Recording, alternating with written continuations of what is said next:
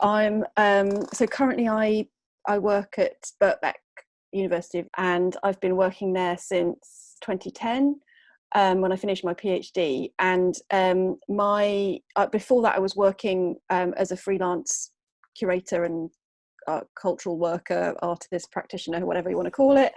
Accidental shift into academia happened slightly fortuitously and accidentally, but it's enabled me to have a bit more, well, I say time, it hasn't given me any more time, but it's given me some stability for now to develop something called practice-based research, which obviously lots of other people are doing, but it allows me to kind of think through research questions by making and doing and exploring things with others. So for me, it very much relates, it brings together the sort of social practice, socially engaged practice that I had and have, but also with, I guess, socially engaged research and what that means. I'm just going to jump in and start with the first question, which is about the role of creativity and culture. This COVID crisis has thrown up a lot of questions and conversations and rethinking and new approaches, potentially. Do you have reflections on the role of social practice in today's contemporary world? Something, I mean, just talking very personally, I feel that's made me more aware of, again, kind of always knowing it, but it's sort of highlighted it, how utterly differently people are experiencing the same thing, depending on their conditions and their employment conditions, really, as well, and their living situations. And so the sort of everydayness of that has meant that you're experiencing COVID-19 in a very different way to your neighbours, to your colleagues, to to people you work with and live next to and everything.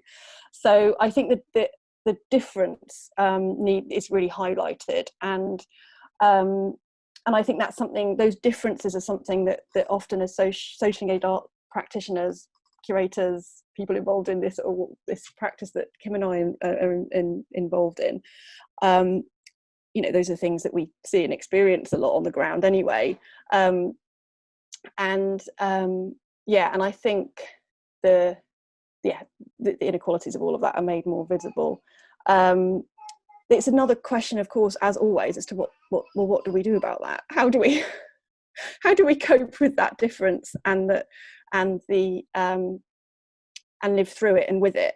If you could press upwards and kind of force an issue and have a conversation about what needs to change within the arts ecology or social practice, what would that request be? That's really tricky. I think it's really complicated and everything's interrelated. But I think it's something that we've been thinking about within socially engaged practices anyway, so it's not a huge leap, but is to use this, time to think through the structures of subsistence and support that we offer, and I guess have been experimenting with anyway. So as you know, one of my sort of interests and areas of campaigning and banging on about is around cultural democracy and the commons. So these again are terms that have been around for a long time, nothing new, but it seems like with this crack in the system that we could push those ideas and agendas forward a bit more seriously. So that's not just about how do we commission work in a digital sort of space, but also how do we rethink the structures, the management, the governance and economies of what the hell we're doing, and how are we doing this in a way that for me kind of draws on the principles and ideas of commoning and cultural democracy. Can we talk a little bit about the digital and social practice? Well, we don't necessarily shy away from the digital. It isn't really embedded in a digital practice. It's about like those kind of slow face-to-face conversations and journeys that you go on with people. And I wanted to see what you felt was the role of digital in social practice, and to talk a little bit about digital relevance or irrelevance, if you feel so. I think kind of thinking about the economic kind of structures that we're enabling by going digital so swiftly and so efficiently, and maybe resisting the urge and, you know, the sort of temptations of that to some extent, but also of course on the flip side it has some really real potential, like, oh my god, I can actually do this in an international way, like really rethinking what we mean by communities, and sharing experiences that the digital space kind of potentially offers us. So, you know, that one of the projects I was thinking of was commissioned by, this is pre-COVID, by Devon Projects up in Aberdeenshire. 2017-18, they commissioned two artists, one artist based on the Gaza Strip, and another in Huntly in Aberdeenshire, and they collaborated, these two artists collaborated to in a digital space, because they weren't able to physically meet because of the travel restrictions and visa restrictions, etc. And they collaborated on developing a slow marathon in Huntly and on the Gaza Strip.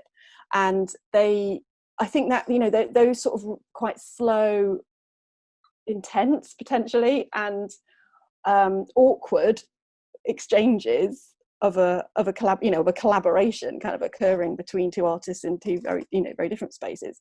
That sort of thing really is quite exciting, because I think I guess, how can we do it with still holding on to some of the ideas and principles and ethics and sensitivities and sensibilities of what it means to have an exchange? Like, what does it mean to, like, it's really hard, like, who am I looking in the eye here? Where's the like you say, Kim, it takes ages to build up relationships, and that is awkward at the best of times, let alone via the interface of a screen. So I think the slowness, the acknowledgement that it is, the awkwardness of it, and the pitfalls of it, but also, same, always there's a flip side, isn't it, of the potential, oh my god, I could make friends with someone in another part of the world that I've never been and I'm never going to get to, side of it. I'm excited, but I'm also frightened. Yeah. It's a really kind of tense situation where you know that it's the right way and it's the ethical thing and it's good and proper, but not to try to sell it out, because there's the potential, isn't there, to over egg it. The tricky question of what does that mean to be doing that for a living. So, we socially engaged art as, and I'm, part of that narrative of, we've sort of turned it into a profession, and for lots of really good reasons. We should be paid for the the skills and the time and all expertise and all that jazz.